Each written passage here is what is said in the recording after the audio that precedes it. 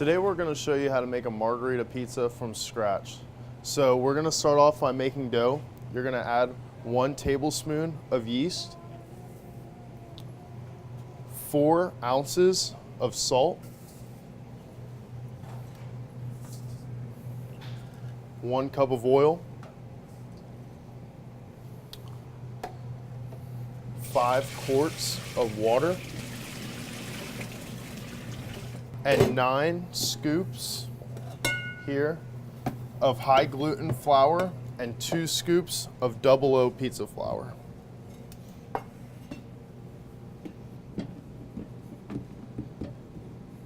You're going to start mixing the dough on low or 1, and then as it slowly starts to mix the flour and the water, you'll move it up to level 2 or medium on your blender. If your dough starts to look too dry, you can feel free to add cold water, but start at 2 ounces at a time, but make sure the water is cold when you add it.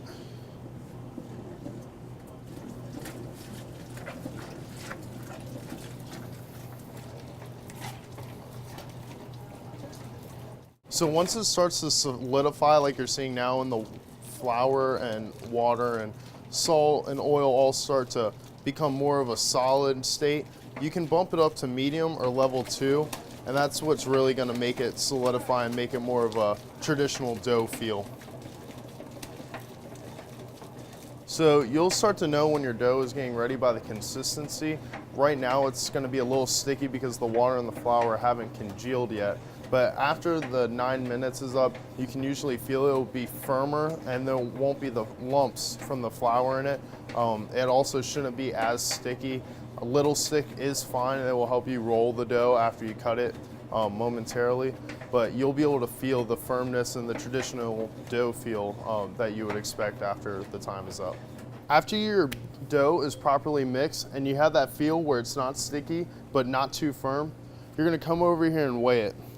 Here at El Giardino's, our pizza dough and pizza balls are weighed out at 6.5 ounces. So after you tear it, you're going to cut your dough and put it on the scale. So that's too heavy, which is fine. You can cut as much off as you need until it's 6.5 ounces.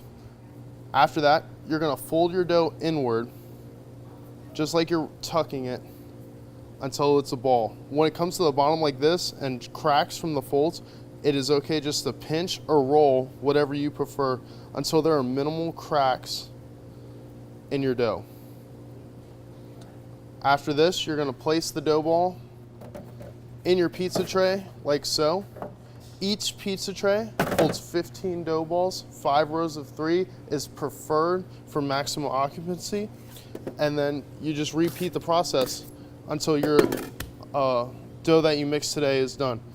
After that, be sure to put plastic wrap over your dough tray so the dough doesn't rise too fast overnight and stays as fresh as can for as long as possible. So now that the dough's cut, weighed, and rolled, we're going to move on to making the pizza, but this is not the dough that we just made today. This is the dough that was made yesterday, so it had time to rise and ferment with the yeast. So this is what your dough ball is going to look like after it's set to rise for 1 day. So we're going to put it in the flour, and after it's all nice and floured, we're going to spread some flour on the deck. One thing important about LG's is our thin crust. So you're going to pinch your index and your middle finger against your thumb on each hand and thin out the crust, just like I'm doing here.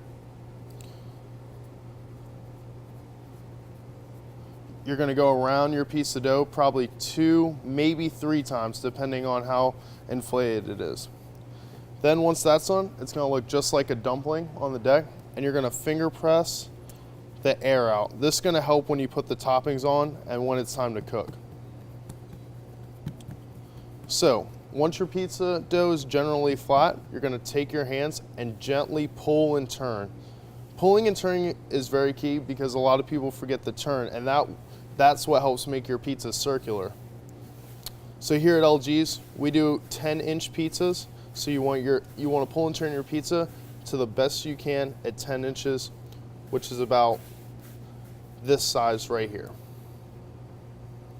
After that's done, We're gonna sauce it and cheese it. Today we're gonna make a margarita, which is our house sauce, mozzarella cheese, and basil. You're gonna get your 2-ounce ladle of sauce.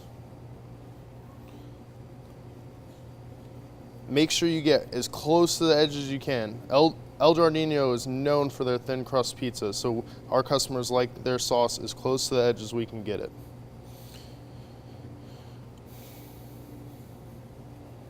You're gonna notice that when you put your sauce on, your dough shrinks a little bit. That's fine. We can fix that in 1 second. So then you're gonna put your cheese on.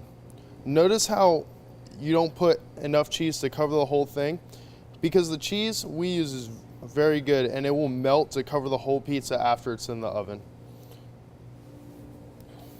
So like I said, your pizza shrunk a little bit when you put the sauce on.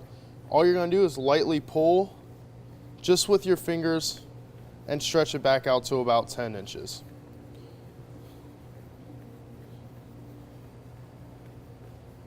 Now you're gonna get your pizza spatula,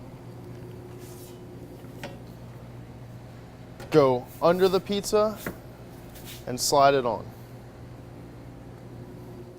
So after you put your pizza on the tray, you're gonna slide it in very gently and try to put it as far back as you can.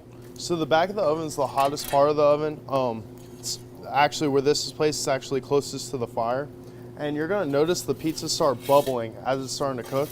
And that's no problem. All you gotta do is pull it a little bit forward and lightly with your smaller pizza spatula, tap out those bubbles. Make sure it's lightly or it will ruin the cheese or even rip the crust. And as you can see, one side of your pizza is starting to cook because that was the closest to the fire. It's important that you rotate it. How you do that is pick up half the pizza with this spatula and just turn it. So you're picking it up half, leaning it a little bit and pulling the spatula towards you. And you're gonna put that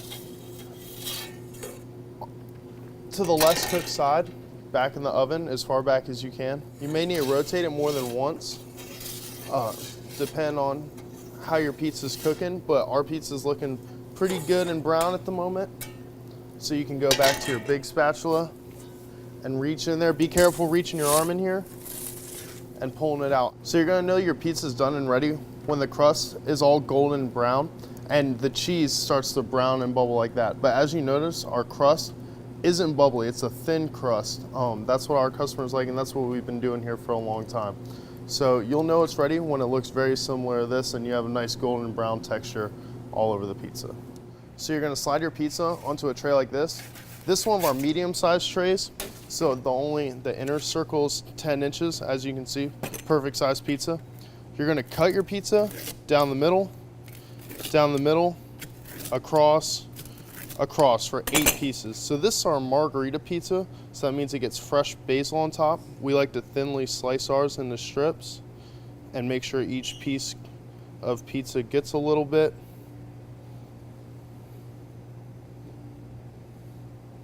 And after it looks beautiful and delicious, it is ready to serve with a spatula for your customer.